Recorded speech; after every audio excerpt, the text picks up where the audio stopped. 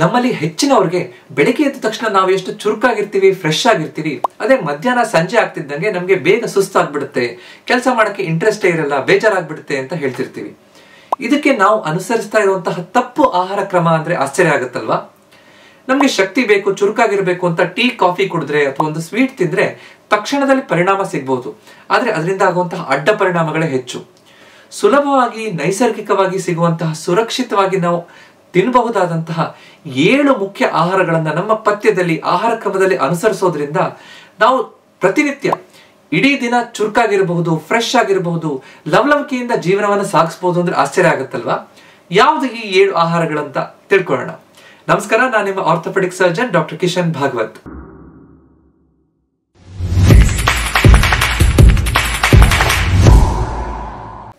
ಸದಾ ಚೈತನ್ಯದಿಂದ ಯಾವಾಗ್ಲೂ ಇಡೀ ದಿನ ಲವಲವಿಕೆಯಿಂದ ಜೀವನ ಸಾಗಿಸ್ಲಿಕ್ಕೆ ನೀವು ಯಾವ ಆಹಾರಗಳನ್ನು ಅನುಸರಿಸ್ತಾ ಇದ್ದೀರಿ?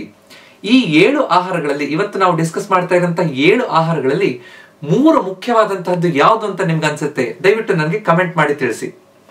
ಮೊದಲನೇದು ಬಾಳೆಹಣ್ಣು. ಬಾಳೆಹಣ್ಣನ್ನ ನಾವು ನ್ಯಾಚುರಲ್ ಎನರ್ಜಿ ಬಾರ್ ಅಂತ ಹೇಳ್ತೀವಿ. ಯಾಕೆ ಅಂತ ನೋಡೋಣ. ಬಾಳೆಹಣ್ಣಲ್ಲಿ ನಮ್ಗೆ ಬೇಕಾಗಿರುವಂತಹ ನೈಸರ್ಗಿಕ ಶುಗರ್ಸ್ಗಳು, ನ್ಯಾಚುರಲ್ ಶುಗರ್ಸ್ಗಳು ಸಿಗುತ್ತೆ. ಇದರಲ್ಲಿ ಗ್ಲೂಕೋಸ್, ಫ್ರಕ್ಟೋಸ್, ಸುಕ್ರೋಸ್ ಎಲ್ಲದೂ ಇರುತ್ತೆ. ಅದ್ರ ಜೊತೆಗೆ ಫೈಬರ್ ಅಂದ್ರೆ ನಾರಿನಂಶ ಬಹಳ ಚೆನ್ನಾಗಿ ಸಿಗುತ್ತೆ. ನಾರಿನಂಶ ಮತ್ತು ಬೇಕಾಗಿರುವಂತಹ ಎಲ್ಲ ಈ ಶುಗರ್ಸ್ಗಳು ಸಿಕ್ಕಿದಾಗ ನಮ್ಗೆ ಶಕ್ತಿ ಸಿಗೋದು ನಿಧಾನವಾಗಿ. ಅಂದ್ರೆ ಈಗ ಶುಗರ್ ಸ್ಪೈಕ್ ಆಗೋದಿಲ್ಲ, ಅಂದ್ರೆ ನಾವು ಆಹಾರ ತಗೊಂಡ ತಕ್ಷಣ ಬ್ಲಡ್ ಶುಗರ್ ಜಾಸ್ತಿ ಆಗೋದಿಲ್ಲ. ನಿಧಾನವಾಗಿ ಅದು ನಮ್ಮ ಈ ಪಚನ ಕ್ರಿಯೆ ಆಗಿ ಅಂದ್ರೆ ಡೈಜೆಷನ್ ಆಗಿ ನಿಧಾನವಾಗಿ ನಮ್ಮ ದೇಹದಲ್ಲಿ ಆ ಶಕ್ತಿ ರಿಲೀಸ್ ಆಗ್ತಾ ಬರುತ್ತೆ. ಅವಾಗ ಇಡೀ ದಿನ ನಮ್ಗೆ ಚೆನ್ನಾಗಿರ್ಲಿಕ್ಕೆ ಅಂದ್ರೆ ನಿಧಾನವಾಗಿ ಆ ಶಕ್ತಿ ರಿಲೀಸ್ ಆಗೋದ್ರಿಂದ ನಮ್ಗೆ ಇಡೀ ದಿನ ಲವಲವಿಕೆಯಿಂದ ಇರ್ಲಿಕ್ಕೆ ಅನುಕೂಲ ಆಗ್ತಾ ಹೋಗುತ್ತೆ. ಅದ್ರ ಜೊತೆಗೆ ಇದರಲ್ಲಿ ಪೊಟ್ಯಾಷಿಯಂ ಜಾಸ್ತಿ ಚೆನ್ನಾಗಿರುತ್ತೆ. ಪೊಟ್ಯಾಷಿಯಂ ಇರೋದ್ರಿಂದ ನಮ್ಮ ದೇಹದಲ್ಲಿ ಎಲೆಕ್ಟ್ರೋಲೈಟ್ ಬ್ಯಾಲೆನ್ಸ್, ಲವಣಾಂಶದ ಸಮತೋಲನ ಕಾಪಾಡಲಿಕ್ಕೆ ಇದು ಬಹಳ ಮುಖ್ಯವಾದಂತದ್ದು. ಅದ್ರ ಜೊತೆಗೆ ನಾವು ಯಾವಾಗ್ಲೂ ಆಕ್ಟಿವ್ ಆಗಿರ್ಬೇಕು ಅಂದ್ರೆ ನಮ್ಮ ನರಮಂಡಲ ಚೆನ್ನಾಗಿರ್ಬೇಕು, ನರಗಳು ಸರಿಯಾಗಿ ಕೆಲಸ ಮಾಡಬೇಕು, ಮಾಂಸಖಂಡಗಳು ಸರಿಯಾಗಿ ಕೆಲಸ ಮಾಡಬೇಕು. ಇದಕ್ಕೆ ಪೊಟ್ಯಾಷಿಯಂ ಬಹಳ ಮುಖ್ಯವಾದಂತಹ ಪಾತ್ರವನ್ನು ವಹಿಸುತ್ತೆ. ಬೇರೆ ಎಲ್ಲ ಮಿನರಲ್ಸ್ ಅಂದ್ರೆ ಖನಿಜಾಂಶಗಳ ಜೊತೆಗೆ ಕ್ಯಾಲ್ಸಿಯಂ, ಮೆಗ್ನೀಷಿಯಂ ಸರಿಯಾಗಿರ್ಬೇಕು ಅಂತಂದ್ರೆ ಪೊಟ್ಯಾಷಿಯಂ ಸರಿಯಾಗಿದ್ದಾಗ ಮಾತ್ರ ಇದು ಸಾಧ್ಯ. ಸೋಡಿಯಂ ಪೊಟ್ಯಾಷಿಯಂ ಸರಿಯಾಗಿ ಬ್ಯಾಲೆನ್ಸ್ ಇದ್ದಾಗ ಮಾತ್ರ ನರಗಳು ಚೆನ್ನಾಗಿ ಕೆಲಸ ಮಾಡುತ್ತೆ. ಸೊ ಪೊಟ್ಯಾಷಿಯಂ ಬಹಳ ಚೆನ್ನಾಗಿ ನಮ್ಗೆ ಈ ಬಾಳೆಹಣ್ಣುಗಳಲ್ಲಿ ಸಿಗುತ್ತೆ. ವಿಟಮಿನ್ B6 ಬಾಳೆಹಣ್ಣಲ್ಲಿ ಚೆನ್ನಾಗಿ ಸಿಗುತ್ತೆ. ನಮ್ಗೆ ನಾವು ತಿಂದಿರುವಂತ ಆಹಾರ ಶಕ್ತಿಯಾಗಿ ಮಾರ್ಪಾಡಾಗಬೇಕು ಅಂತಂದ್ರೆ, ಸರಿಯಾಗಿ ಮೆಟಬಲೈಸ್ ಆಗ್ಬೇಕು ಅಂತಂದ್ರೆ ನಮ್ಗೆ ವಿಟಮಿನ್ B6 ಬಹಳ ಮುಖ್ಯ. ಇದು ಬಾಳೆಹಣ್ಣಲ್ಲಿ ಚೆನ್ನಾಗಿ ಸಿಗೋದ್ರಿಂದ ನಮ್ಗೆ ಬಹಳ ಚೆನ್ನಾಗಿ ಸರಿಯಾಗಿ ಎಫಿಷಿಯಂಟ್ ಆಗಿ ಅಂದ್ರೆ ನಮ್ಮ ದೇಹ ಸರಿಯಾಗಿ ಕೆಲಸ ಮಾಡ್ಲಿಕ್ಕೆ ಅನುಕೂಲ ಆಗ್ತಾ ಹೋಗುತ್ತೆ. ಈ ಬಾಳೆಹಣ್ಣು ಇಷ್ಟೊಂದು ಮುಖ್ಯವಾದಂತಹ ಬಾಳೆಹಣ್ಣನ್ನು ನಾವು ಯಾವಾಗ ತಿನ್ಬೇಕು? ಬೆಳಗ್ಗೆ ತಿನ್ಬೇಕಾ, ಮಧ್ಯಾಹ್ನ ತಿನ್ಬೇಕಾ, ರಾತ್ರಿ ತಿನ್ಬೇಕಾ? ಬೆಳಗ್ಗೆ ತಿನ್ನೋದ್ರಿಂದ ನಮ್ಗೆ ಹೆಚ್ಚು ಲಾಭ ಆಗುತ್ತೆ. ನಮ್ಗೆ ವ್ಯಾಯಾಮ ಮಾಡೋಕ್ಕಿಂತ ಮುಂಚೆ ಅರ್ಧ ಗಂಟೆ ಮುಂಚೆ ತಗೊಂಡ್ರೆ, ನಾವು ವರ್ಕೌಟ್ ಮಾಡ್ತೀವಿ, ಜಿಮ್ಮಿಗೆ ಹೋಗಿ ಅಥವಾ ವಾಕಿಂಗ್ ಹೋಗ್ತೀವಿ, ಒಂದು 15-20 ನಿಮಿಷ ಮುಂಚೆ ನಾವು ಬಾಳೆಹಣ್ಣ ತಿನ್ಕೊಂಡು ನಾವು ವಾಕಿಂಗ್ ಹೋದ್ರೆ ಅಥವಾ ಜಿಮ್ಮಿಗೆ ಹೋದ್ರೆ ನಮ್ಮ ಇಡೀ ದೇಹಕ್ಕೆ, ಮಾಂಸಖಂಡಗಳಿಗೆ ಚೆನ್ನಾಗಿ ಶಕ್ತಿ ಸಿಗುತ್ತೆ. ನಮ್ಗೆ ಚೆನ್ನಾಗಿ ವ್ಯಾಯಾಮ ಮಾಡೋಕ್ಕೆ, ವರ್ಕೌಟ್ ಮಾಡ್ಲಿಕ್ಕೆ ಅನುಕೂಲ ಆಗ್ತಾ ಹೋಗುತ್ತೆ. ಅದ್ರ ಬದಲು ಕೆಲವೊಬ್ರು ವ್ಯಾಯಾಮ ಮಾಡ್ಕೊಂಡು ಬಂದ ನಂತರ ಅರ್ಧ ಗಂಟೆ ನಂತರ ನಾವು ಈ ಬಾಳೆಹಣ್ಣು ತಿಂತೀವಿ, ಅದು ಕೂಡ ಒಳ್ಳೇದೆ. ಹಾಗೆ ಮಾಡಿದ್ರು ಕೂಡ ನಮ್ಮ ಈ ಮಾಂಸಖಂಡಗಳ ಚೇತರಿಕೆ ಆಗ್ಲಿಕ್ಕೆ, ಅದಕ್ಕೆ ಶಕ್ತಿ ತುಂಬಲಿಕ್ಕೆ ಅನುಕೂಲ ಆಗ್ತಾ ಹೋಗುತ್ತೆ. ಅಥವಾ ಬೆಳಿಗ್ಗೆ ತಿಂಡಿ ಮತ್ತು ಮಧ್ಯಾಹ್ನ ಊಟದ ಮಧ್ಯದಲ್ಲಿ ಅಂದ್ರೆ ಸುಮಾರು 11-12 ಗಂಟೆ ಅಷ್ಟೊತ್ತಿಗೆ ನಮ್ಗೆ ಹಶ್ವಾಗ್ತಾ ಇರುತ್ತೆ. ಅವಾಗ ಯಾವ್ದೋ ಹೋಗಿ ಟೀ ಕಾಫಿ ಕುಡಿದು ಅಥವಾ ಬೇರೆ ಏನೋ ಕರೆದಿರುವಂತಹ ಚಿಪ್ಸ್ ಅಥವಾ ತಿಂಡಿ ಐಟಮ್ ತಿನ್ನೋದ್ ಬದಲು ಒಂದು ಬಾಳೆಹಣ್ಣನ್ನ ತಿಂದ್ರೆ ನಮ್ಗೆ ಬಹಳ ಚೆನ್ನಾಗಿ ಆ ಎನರ್ಜಿ ರಿಪ್ಲೆನಿಶ್ ಆಗ್ಲಿಕ್ಕೆ ಅಂದ್ರೆ ಸಡನ್ ಆಗಿ ನಮ್ಗೆ ರೀಚಾರ್ಜ್ ಆಗ್ಲಿಕ್ಕೆ ಅನುಕೂಲ ಆಗುತ್ತೆ ಅಂತ ಹೇಳ್ಬೋದು. ಸೊ ಬಾಳೆಹಣ್ಣನ್ನ ನಾವು ಮರಿಬಾರ್ದು. ಪ್ರತಿದಿನ ತಿನ್ನೋದ್ರಿಂದ ನಮ್ಗೆ ಹಲವಾರು ಲಾಭಗಳಾಗುತ್ತೆ. ಎರಡನೇದು ಡ್ರೈ ಫ್ರೂಟ್ಸ್ ಮತ್ತು ಕೆಲವೊಂದು ಬೀಜಗಳು. ಇದನ್ನ ನಾವು ಎನರ್ಜಿ ಪವರ್ ಹೌಸ್ ಅಂತ ಹೇಳ್ತೀವಿ. ಪ್ರತಿದಿನ ಒಂದು ಸಣ್ಣ ಮುಷ್ಟಿ ಡ್ರೈ ಫ್ರೂಟ್ಸ್ ಅನ್ನ, ಸಣ್ಣ ಮುಷ್ಟಿ ಈ ಬೀಜಗಳನ್ನು ತಿನ್ನೋದ್ರಿಂದ ನಮ್ಗೆ ಹಲವಾರು ಲಾಭಗಳಾಗುತ್ತೆ. ಇಡೀ ದಿನ ನಾವು ಖುಷಿಯಿಂದ ಶಕ್ತಿಯುತವಾಗಿರ್ಲಿಕ್ಕೆ ಸಾಧ್ಯ ಆಗುತ್ತೆ. ಹೇಗೆ ಅಂತಂದ್ರೆ ಈ ಡ್ರೈ ಫ್ರೂಟ್ಸ್ ಮತ್ತು ಬೀಜಗಳಲ್ಲಿ ನಮ್ಗೆ ಒಳ್ಳೆಯ ಕೊಬ್ಬಿನಾಂಶ ಸಿಗುತ್ತೆ, ಪ್ರೋಟೀನ್ಗಳು ಸಿಗುತ್ತೆ, ಕೆಲವೊಂದು ವಿಟಮಿನ್ಗಳು ಸಿಗುತ್ತೆ, ನಾರಿನಂಶ ಸಿಗುತ್ತೆ. ಸೊ ಇದೆಲ್ಲದೂ ಸಿಗೋದ್ರಿಂದ ನಿಧಾನವಾಗಿ ಆ ಎನರ್ಜಿ, ಶಕ್ತಿ ನಮ್ಮ ದೇಹದಲ್ಲಿ ತುಂಬಿಕೊಳ್ಳಿಕ್ಕೆ ಅನುಕೂಲ ಆಗ್ತಾ ಬರುತ್ತೆ. ಅದರ ಜೊತೆಗೆ ಈ ಹೆಚ್ಚಿನ ಈ ಡ್ರೈ ಫ್ರೂಟ್ಸ್ಗಳಲ್ಲಿ ಮುಖ್ಯವಾಗಿ ಈ ಬಾದಾಮ್ ಮತ್ತು ಅಕ್ರೋಡಲ್ಲಿ ಮತ್ತು ಕೆಲವೊಂದು ಬೀಜಗಳಲ್ಲಿ ಅಗಸೆ ಬೀಜ, ಚಿಯಾ ಬೀಜ, ಸೂರ್ಯಕಾಂತಿ ಬೀಜ, ಕುಂಬಳಕಾಯಿ ಬೀಜ, ಇದ್ರಲ್ಲೆಲ್ಲದರಲ್ಲೂ ಒಮೆಗಾ 3 ಫ್ಯಾಟಿ ಆಸಿಡ್ ಸಿಗುತ್ತೆ. ಈ ಒಮೆಗಾ 3 ಫ್ಯಾಟಿ ಆಸಿಡ್ಸ್ ಇರೋದ್ರಿಂದ ನಮ್ಮ ದೇಹದಲ್ಲಿ ಉರಿಯೂತ ಕಡಿಮೆ ಮಾಡಲಿಕ್ಕೆ ಮತ್ತು ಮುಖ್ಯವಾಗಿ ನಮ್ಮ ಮೆದುಳಿನ ಕೆಲಸ ಚೆನ್ನಾಗಾಗ್ಲಿಕ್ಕೆ, ನರಗಳು ಸರಿಯಾಗಿ ಕೆಲಸ ಮಾಡ್ಲಿಕ್ಕೆ ಅನುಕೂಲ ಆಗ್ತಾ ಬರುತ್ತೆ. ಸೊ ಮೆದುಳು ಚೆನ್ನಾಗಿ ಕೆಲಸ ಮಾಡ್ತಾ ಇದೆ, ನರಗಳು ಚೆನ್ನಾಗಿದೆ, ಆಕ್ಟಿವ್ ಆಗಿದೆ ಅಂತಂದ್ರೆ ನಾವು ಚುರುಕಾಗಿರಬಹುದು. ನಮ್ಮ ಏಕಾಗ್ರತೆ ಹೆಚ್ಚಿಸ್ಲಿಕ್ಕೆ ಈ ಒಮೆಗಾ 3 ಫ್ಯಾಟಿ ಆಸಿಡ್ಸ್ ಬಹಳ ಮುಖ್ಯ. ಸೊ ಮಕ್ಕಳಿಗೆ ಈ ಡ್ರೈ ಫ್ರೂಟ್ಸ್ ಅನ್ನ ಬೀಜಗಳನ್ನು ಕೊಡ್ಲೇಬೇಕು ಅಂತ ಹೇಳ್ತೀವಿ. ಸೊ ಇದನ್ನ ನಾವು ಸರಿಯಾಗಿ ಅರ್ಥ ಮಾಡ್ಕೋಬೇಕು. ಮತ್ತು ಈ ಡ್ರೈ ಫ್ರೂಟ್ಸ್ ಮತ್ತು ಬೀಜಗಳಲ್ಲಿ ಮೆಗ್ನೀಷಿಯಂ ಬಹಳ ಚೆನ್ನಾಗಿರುತ್ತೆ. ಮೆಗ್ನೀಷಿಯಂ ಚೆನ್ನಾಗಿದ್ದಾಗ ನಮ್ಮ ಕಾಲಲ್ಲಿ ಮಾಂಸಖಂಡಗಳು ಹಿಡ್ಕೊಳ್ಳುವಂಥದ್ದು, ಕಾಲು ಸೆಳೆತ ಬರುವಂಥದ್ದು ಅಥವಾ ನನಗೆ ಬೇಗ ಸುಸ್ತಾಗುವಂಥದ್ದು ಇದೆಲ್ಲ ಕಡಿಮೆ ಆಗ್ತಾ ಬರುತ್ತೆ. ಸೊ ಈ ತೊಂದರೆಗಳು ಆಗಬಾರ್ದು ಅಂತಂದ್ರೆ ಡ್ರೈ ಫ್ರೂಟ್ಸ್ ಅನ್ನ ಸರಿಯಾಗಿ ತಿನ್ಬೇಕು. ಡ್ರೈ ಫ್ರೂಟ್ಸ್ ಅನ್ನು ಹೇಗೆ ತಿನ್ಬಹುದು? ಈ ಡ್ರೈ ಫ್ರೂಟ್ಸ್ ಇಂದ ಒಂದು ಉಂಡೆಯನ್ನ ಮಾಡ್ಕೊಂಡು ಅದನ್ನ ನಾವು ತಿನ್ಬಹುದು. ಅದಕ್ಕೆ ಮತ್ತೆ ಸಕ್ಕರೆ ಹಾಕಬೇಕು ಅಂತಿಲ್ಲ. ಈ ಡ್ರೈ ಫ್ರೂಟ್ಸ್ ಇಂದ ಅಂಟಿನ ಉಂಡೆ ಅಂತ ಮಾಡ್ತಾರೆ, ಆ ರೀತಿ ತಿನ್ಬಹುದು. ಒಂದು ಉಂಡೆ ದಿನ ತಿನ್ಬಹುದು. ಅಥವಾ ಅದ್ರ ಬದಲು ಈ ಡ್ರೈ ಫ್ರೂಟ್ಸ್ ಅನ್ನ ಒಂದು ಚಿಕ್ಕಿ ತರ ಮಾಡ್ಕೊಂಡು ತಿನ್ಬಹುದು. ಇದನ್ನ ನಾನು ಹೇಗೆ ತಿನ್ಬೇಕು, ಡ್ರೈ ಫ್ರೂಟ್ಸ್ ಇಂದ ಹೇಗೆ ಉಪಯೋಗ ಆಗುತ್ತೆ, ಮೂಳೆಗಳು ಹೇಗೆ ಗಟ್ಟಿ ಆಗುತ್ತೆ, ಮಾಂಸಖಂಡಗಳಿಗೆ ಹೇಗೆ ಉಪಯೋಗ ಆಗುತ್ತೆ ಅನ್ನೋದ್ರ ಬಗ್ಗೆ ಡೀಟೇಲ್ಡ್ ಆಗಿ ಒಂದು ವಿಡಿಯೋ ಮಾಡಿದ್ದೀನಿ. 4 ಮುಖ್ಯ ಬೀಜಗಳು, ಚಿಯಾ ಬೀಜ, ಅಗಸೆ ಬೀಜ ಮತ್ತು ಈ ಸೂರ್ಯಕಾಂತಿ ಬೀಜ, ಕುಂಬಳಕಾಯಿ ಬೀಜ, ಇದರ ಉಪಯೋಗಗಳೇನು, ಇದನ್ನ ನಾವು ಯಾಕೆ ತಿನ್ಬೇಕು ಅನ್ನೋದ್ರ ಬಗ್ಗೆ ಡೀಟೇಲ್ಡ್ ವಿಡಿಯೋ ಮಾಡಿದ್ದೀನಿ. ಅದರಲ್ಲಿ ಡೀಟೇಲ್ಸ್ಗೋಸ್ಕರ ನೀವು ನೋಡಬಹುದು.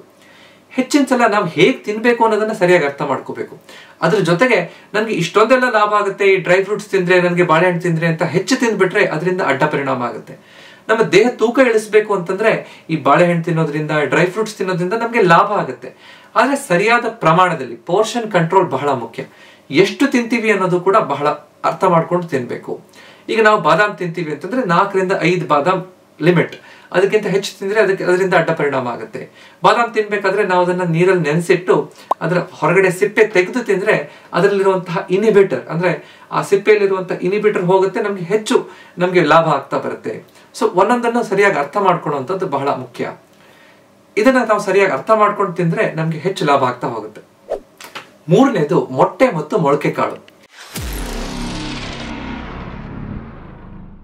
ನಮ್ಮ ದಕ್ಷಿಣ ಭಾರತದ ಆಹಾರ ಪದ್ಧತಿಯಲ್ಲಿ, ಈ ಶೈಲಿಯಲ್ಲಿ ಅತ್ಯಂತ ದೊಡ್ಡ ತಪ್ಪು ನಾವು ಮಾಡ್ತಾ ಇರುವಂತದ್ದು ಅಂದ್ರೆ ಪ್ರೋಟೀನ್ ಪ್ರಮಾಣ ನಾವು ತಗೊಳ್ತಾ ಇರೋದು ಅಗತ್ಯಕ್ಕಿಂತ ಬಹಳ ಕಮ್ಮಿ ಇರುತ್ತೆ. ಸೊ ಇದನ್ನ ಸರಿಪಡಿಸ್ಲಿಕ್ಕೆ, ಇದನ್ನ ಪೂರೈಸಲಿಕ್ಕೆ ನಾವು ಪ್ರತಿದಿನ ಸರಿಯಾದ ರೀತಿಯಲ್ಲಿ ಪ್ರೋಟೀನ್ ತಗೊಳ್ಳೇಬೇಕು.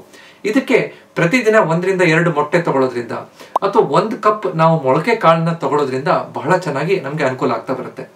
ಮೊಟ್ಟೆ ಇದರಲ್ಲಿ 9 ಬೇಕಾಗಿರುವಂತಹ ಎಲ್ಲಾ ಎಸೆನ್ಷಿಯಲ್ ಅಮೈನೋ ಆಸಿಡ್ ಸಿಗುತ್ತೆ. ಸೊ ಪ್ರೋಟೀನ್, ಒಳ್ಳೆ ಕ್ವಾಲಿಟಿ ಪ್ರೋಟೀನ್ ನಮಗೆ ಮೊಟ್ಟೆಯಲ್ಲಿ ಸಿಗುತ್ತೆ. ಸೊ ಪ್ರೋಟೀನ್ ಅನ್ನ ಸರಿಯಾಗಿ ತಗೊಳ್ಳೇಬೇಕು ಅಂತಂದ್ರೆ ಮೊಟ್ಟೆ ತಗೊಳ್ಳೋದ್ರಿಂದ ಬಹಳ ಚೆನ್ನಾಗುತ್ತೆ. ಯಾರು ಮೊಟ್ಟೆ ತಗೊಳ್ಳೋದಿಲ್ಲ, ಯಾರು ಶಾಕಾಹಾರಿ ಮೂಲದವ್ರು ಇರ್ತಾರೋ ಅಂತವ್ರು ಮೊಳಕೆ ಕಾಳಿಂದನೂ ಇದೇ ಎಲ್ಲದೂ ಸಿಗುತ್ತೆ. ಮೊಳಕೆ ಕಾಳುಗಳಲ್ಲಿ ಅದಕ್ಕಿಂತ ಹೆಚ್ಚು ಐರನ್ ಅಂದ್ರೆ ಕಬ್ಬಿಣದ ಅಂಶ ಸಿಗುತ್ತೆ, ವಿಟಮಿನ್ ಬಿ ಕಾಂಪ್ಲೆಕ್ಸ್ ಸಿಗುತ್ತೆ ಮತ್ತು ಈ ಪ್ರೋಟೀನ್ಗಳು ಚೆನ್ನಾಗಿ ಸಿಗುತ್ತೆ. ಸೊ ಇದನ್ನ ನಾವು ಸರಿಯಾಗಿ ಅರ್ಥ ಮಾಡ್ಕೋಬೇಕು. ಇದ್ರ ಜೊತೆಗೆ ನಾವು ನಮ್ಮ ಈ ಪ್ರೋಟೀನ್ ಚೆನ್ನಾಗಿದ್ದಾಗ ನಮ್ಮ ದೇಹದ ಮೆಟಬಾಲಿಸಂ ಚೆನ್ನಾಗಿರುತ್ತೆ. ನಮ್ಮ ಮಾಂಸಖಂಡಗಳು, ನಾವೀಗ ವಾಕಿಂಗ್ ಮಾಡ್ತೀವಿ, ನಮ್ಗೆ ಶಕ್ತಿ ಬೇಕು ಅಂತಂದ್ರೆ ನಮ್ಮ ಮಾಂಸಖಂಡಗಳು ಸರಿಯಾಗಿ ಅದು ಚೇತರಿಕೆ ಆಗ್ಬೇಕು. ನಾವು ಕೆಲಸ ಮಾಡಿದ್ದು ರಾತ್ರಿ ಮಲ್ಕೊಂಡಾಗ ಮತ್ತೆ ವಾಪಸ್ ಮರುದಿನಕ್ಕೆ ನಮ್ಮ ದೇಹ ರೆಡಿ ಆಗ್ಬೇಕು ಅಂತಂದ್ರೆ ಪ್ರೋಟೀನ್ ಪೂರೈಕೆ ಸರಿಯಾಗಿ ಆದಾಗ ಮಾತ್ರ ಅದು ಅನುಕೂಲ ಆಗುತ್ತೆ, ಅದು ಸರಿಯಾಗ್ತಾ ಬರುತ್ತೆ. ಸೊ ಇದನ್ನು ನಾವು ಮರಿಬಾರ್ದು. 1 ರಿಂದ 2 ಮೊಟ್ಟೆ ಪ್ರತಿದಿನ ತಿನ್ನೋದು ಒಳ್ಳೆಯದು. ಈ ಕೊಲೆಸ್ಟ್ರಾಲ್ ಸಮಸ್ಯೆ ಇದೆ ಹಾಗೆಲ್ಲ ಇದ್ದಾಗ ಈ ಮೊಟ್ಟೆ ಒಳಭಾಗದ, ಅಂದ್ರೆ ಈಗ 2 ಮೊಟ್ಟೆ ತಿಂತಿದ್ದೀರಿ ಅಂತಂದ್ರೆ ಆ ಹಳದಿ ಬಣ್ಣ ಅರ್ಧ ಮಾತ್ರ ತಿಂದ್ರೆ ಸಾಕು ಅಂತ ಹೇಳ್ತೀವಿ. ಸಣ್ಣ ಮಕ್ಕಳೆಲ್ಲ ಈ ಹಳದಿ ಬಣ್ಣ ಮತ್ತು ಬಿಳಿ ಬಣ್ಣ ಅಷ್ಟು 1 ರಿಂದ 2 ಮೊಟ್ಟೆ ತಿನ್ನೋದ್ರಿಂದ ಅನುಕೂಲ ಆಗುತ್ತೆ. ಈ ಮೊಳಕೆ ಕಾಳುಗಳನ್ನ 1 ಕಪ್ ತಿನ್ಬೇಕಾದ್ರೆ ಅದ್ರ ಜೊತೆಗೆ ನಾವು ಸ್ಪ್ರೌಟ್ ಸಲಾಡ್ ಮಾಡಬಹುದು, ಬೇರೆ ತರಕಾರಿಗಳನ್ನ ಸೇರಿಸ್ಕೊಂಡು ತಗೋಬಹುದು, ಸ್ವಲ್ಪ ಅದನ್ನ ಬೇಯಿಸ್ಕೊಂಡು ತಗೋಬಹುದು. ಸೊ ಹಸಿ ತಿನ್ಲಿಕ್ಕೆ ಕಷ್ಟ ಆಗುತ್ತೆ ಅಂತಿದ್ದವರು ಈ ಹೆಸರು ಕಾಳು, ಕಡಲೆ ಇದನ್ನೆಲ್ಲ ಸೇರಿಸ್ಕೊಂಡು ತಿನ್ನೋದ್ರಿಂದ ಇನ್ನೂ ರುಚಿಯಾಗಿ ನಾವು ತಿನ್ಲಿಕ್ಕೆ ಅನುಕೂಲ ಆಗ್ತಾ ಬರುತ್ತೆ. ಸೊ ಈ ಅಭ್ಯಾಸವನ್ನ ನಾವು ಸರಿಯಾಗಿ ಪ್ರತಿನಿತ್ಯ ಬಳಸೋದ್ರಿಂದ ನಮ್ಮ ಪ್ರೋಟೀನ್ ಪೂರೈಕೆ ಚೆನ್ನಾಗಾಗುತ್ತೆ. 4ನೇದು ಗೆಣಸು ಅಥವಾ ಸ್ವೀಟ್ ಪೊಟ್ಯಾಟೊ. ನಮ್ಮ ಆಹಾರದಲ್ಲಿ ನಾವು ಕಾರ್ಬೋಹೈಡ್ರೇಟ್ಸ್ ಬೇಕು ಅಂತಂದ್ರೆ ನಮ್ಗೆ ಅನ್ನದಿಂದ ಸಿಗುತ್ತೆ, ಚಪಾತಿಯಿಂದ ಸಿಗುತ್ತೆ, ಮೈದಾದಿಂದ ಸಿಗುತ್ತೆ, ಸಕ್ಕರೆಯಿಂದ ಸಿಗುತ್ತೆ ಅಂತ ಹೇಳ್ಬೋದು. ಬಟ್ ಇದೆಲ್ಲದು ರಿಫೈನ್ಡ್ ಶುಗರ್ಸ್. ಅದ್ರ ಬದಲು ಇದು ತಿಂದ ತಕ್ಷಣ ಸಡನ್ ಆಗಿ ಬ್ಲಡ್ ಶುಗರ್ ಜಾಸ್ತಿ ಆಗ್ಬಿಡುತ್ತೆ. ಬಟ್ ಈ ಗೆಣಸಲ್ಲಿ ಇರುವಂತಹ ಈ ಕಾಂಪ್ಲೆಕ್ಸ್ ಕಾರ್ಬೋಹೈಡ್ರೇಟ್ಸ್ ಏನಿರುತ್ತೋ ನಿಧಾನವಾಗಿ ಈ ಸಕ್ಕರೆ ಪ್ರಮಾಣವನ್ನ ರಕ್ತದಲ್ಲಿ ಬಿಡ್ತಾ ಬರುತ್ತೆ. ಅವಾಗ ಇಡೀ ದಿನ ನಮ್ಗೆ ಶಕ್ತಿಯುತವಾಗಿರ್ಲಿಕ್ಕೆ ಅನುಕೂಲ ಆಗ್ತಾ ಬರುತ್ತೆ. ಸೊ ಇದು ಬಹಳ ಮುಖ್ಯ. ಅದ್ರ ಜೊತೆಗೆ ಇದರಲ್ಲಿ ವಿಟಮಿನ್ಸ್ಗಳು ಮತ್ತು ಫೈಬರ್ಗಳಿರುತ್ತೆ. ವಿಟಮಿನ್ ಎ, ವಿಟಮಿನ್ ಸಿ ಇರೋದ್ರಿಂದ ನಮ್ಗೆ ನಮ್ಮ ರೋಗ ನಿರೋಧಕ ಶಕ್ತಿ ಚೆನ್ನಾಗಿರುತ್ತೆ. ಮತ್ತು ನಮಗೆ ಬೇಗ ಸುಸ್ತಾಗೋದಿಲ್ಲ. ಈ ಫೈಬರ್ ಚೆನ್ನಾಗಿದ್ದಾಗ ಮಲಬದ್ಧತೆ ಆಗದೆ ಇದ್ದಂಗೆ ನೋಡ್ಕೊಳ್ಳಿಕ್ಕೆ ಅನುಕೂಲ ಆಗ್ತಾ ಬರುತ್ತೆ. ಮೆಗ್ನೀಷಿಯಂ ಚೆನ್ನಾಗಿರೋದ್ರಿಂದ ಈ ಕೈಕಾಲುಗಳಲ್ಲಿ ಮಾಂಸಖಂಡ ಹಿಡ್ಕೊಂಡ್ಬಿಡುವಂಥದ್ದು, ಸಡನ್ ಆಗಿ ಕಾಲಲ್ಲಿ ಸೆಳೆತ ಬರುವಂಥದ್ದು, ಇದೆಲ್ಲ ಕಡಿಮೆ ಆಗ್ಲಿಕ್ಕೆ ಅನುಕೂಲ ಆಗ್ತಾ ಬರುತ್ತೆ. ಸೊ ಗೆಣಸನ್ನ ನಾವು ಪ್ರತಿದಿನ ತಿನ್ನೋದ್ರಿಂದ ನಮಗೆ ಹಲವಾರು ಲಾಭಗಳಾಗುತ್ತೆ ಅಂತ ಹೇಳ್ಬೋದು. ಈ ಶುಗರ್ ಇರೋರು ಗೆಣಸು ತಿನ್ಬೋದಾ? ಖಂಡಿತ ತಿನ್ಬಹುದು, ಆದ್ರೆ ನಿಧಾನವಾಗಿ, ಅಂದ್ರೆ ಸ್ವಲ್ಪ ಪ್ರಮಾಣದಲ್ಲಿ ಮಾತ್ರ ತಿಂದ್ರೆ ಒಳ್ಳೇದು ಅಂತ ಹೇಳ್ತೀವಿ. ಈ ಗೆಣಸು ಬೇರೆ ಆಹಾರಕ್ಕಿಂತ ಲೋ ಗ್ಲೈಸೆಮಿಕ್ ಇಂಡೆಕ್ಸ್ ಅಂತ ಇರುತ್ತೆ. ನಿಧಾನವಾಗಿ ಬ್ಲಡ್ ಶುಗರ್ನ ಜಾಸ್ತಿ ಮಾಡುತ್ತೆ, ಮೇಂಟೈನ್ ಮಾಡಿ ಇಟ್ಕೊಳ್ಳಿಕ್ಕೆ ಅನುಕೂಲ ಆಗ್ತಾ ಬರುತ್ತೆ ಅಂತ ಹೇಳ್ಬೋದು. ಈ ಸಣ್ಣ ಮಕ್ಕಳಿಗೆ ಮತ್ತು ವಯಸ್ಸಾದವ್ರಿಗೆ ಈ ಗೆಣಸನ್ನ ಸ್ವಲ್ಪ ಬೇಯಿಸ್ಬಿಟ್ಟು ಸ್ವಲ್ಪ ತುಪ್ಪ ಹಾಕಿ ಅದನ್ನ ಮ್ಯಾಶ್ ಮಾಡಿ ತಿನ್ನೋದ್ರಿಂದ ಅವ್ರಿಗೆ ಶಕ್ತಿನೂ ಸಿಗುತ್ತೆ. ಅವ್ರಿಗೆ ಅದ್ರ ಜೊತೆಗೆ ಬೇರೆ ಪ್ರೋಟೀನ್ ಜೊತೆ ಕೊಡೋದ್ರಿಂದ, ಪ್ರೋಟೀನ್ ಆಹಾರದ ಜೊತೆಗೆ ಈ ಗೆಣಸು ಸ್ವಲ್ಪ ತುಪ್ಪ ಹಾಕೊಂಡು ತಗೊಳ್ಳೋದ್ರಿಂದ ಕಾರ್ಬೋಹೈಡ್ರೇಟ್ಸ್ ಸಿಗುತ್ತೆ, ಒಳ್ಳೆಯ ಕೊಬ್ಬಿನಾಂಶ ಸಿಗುತ್ತೆ, ಜೊತೆಗೆ ಪ್ರೋಟೀನ್ ಸಿಕ್ಕಿದಾಗ ಆಗುತ್ತೆ. ಸಮತೋಲನದ ಆಹಾರವನ್ನ ಸಣ್ಣ ಮಕ್ಕಳಿಗೆ ಮತ್ತು ವಯಸ್ಸಾದವ್ರಿಗೆ ತಿನ್ನಿಸಬೇಕು ಅಂತಂದ್ರೆ ಗೆಣಸು ಬಹಳ ಒಳ್ಳೆ ಐಡಿಯಾ ಅಂತ ಹೇಳ್ಬೋದು. 5ನೇದು ಮೊಸರು. ನಮ್ಮ ಕರುಳಿನ ಆರೋಗ್ಯ ಚೆನ್ನಾಗಿರ್ಬೇಕು ಅಂತಂದ್ರೆ ಮೊಸರು ಬಹಳ ದೊಡ್ಡ ಪಾತ್ರವನ್ನ ವಹಿಸುತ್ತೆ. ಇದರಲ್ಲಿ ಪ್ರೋಬಯೋಟಿಕ್ಸ್ ಬಹಳ ಚೆನ್ನಾಗಿರುತ್ತೆ. ಪ್ರೋಬಯೋಟಿಕ್ಸ್ ಅನ್ನುವಂಥದ್ದು ನಮ್ಮ ಕರುಳಲ್ಲಿರುವಂತಹ ಒಳ್ಳೆಯ ಗಟ್ ಬ್ಯಾಕ್ಟೀರಿಯಾನ ಚೆನ್ನಾಗಿ ಇಟ್ಕೊಳ್ಳಿಕ್ಕೆ ಅನುಕೂಲ ಮಾಡ್ತಾ ಇರುತ್ತೆ.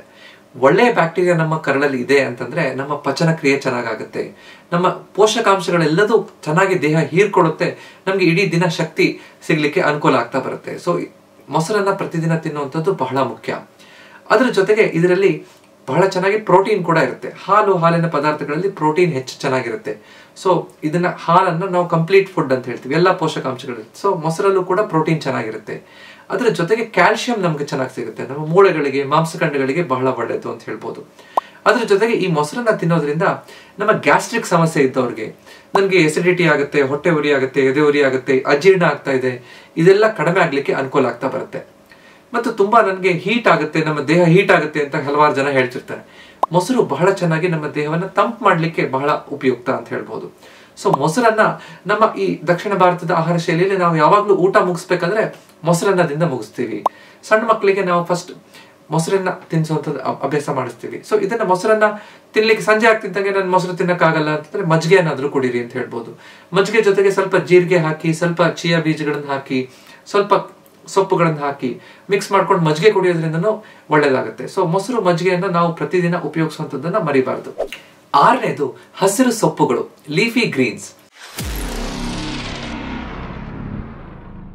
ಈ ಹಸಿರು ಸೊಪ್ಪುಗಳಿಂದ ನಮ್ಮ ದೇಹದ ವಿಟಮಿನ್ಗಳ ಪೂರೈಕೆ ಮತ್ತು ಮುಖ್ಯವಾಗಿ ಈ ಕಬ್ಬಿಣದ ಅಂಶದ ಪೂರೈಕೆ ಆಗ್ಲಿಕ್ಕೆ ಅನುಕೂಲ ಆಗುತ್ತೆ. ನಮ್ಮ ದೇಶದಲ್ಲಿ ಹೆಚ್ಚಿನ ಮುಖ್ಯವಾದಂತಹ ಕಾರಣ ಈ ಸುಸ್ತಾಗ್ಲಿಕ್ಕೆ, ಮೈಕೆ ನೋವು ಬರ್ಲಿಕ್ಕೆ ಅಂತಂದ್ರೆ ರಕ್ತಹೀನತೆ, ಅನಿಮಿಯಾ, ಅದರಲ್ಲೂ ಈ ಐರನ್ ಡಿಫಿಷಿಯನ್ಸಿ ಅನಿಮಿಯಾ.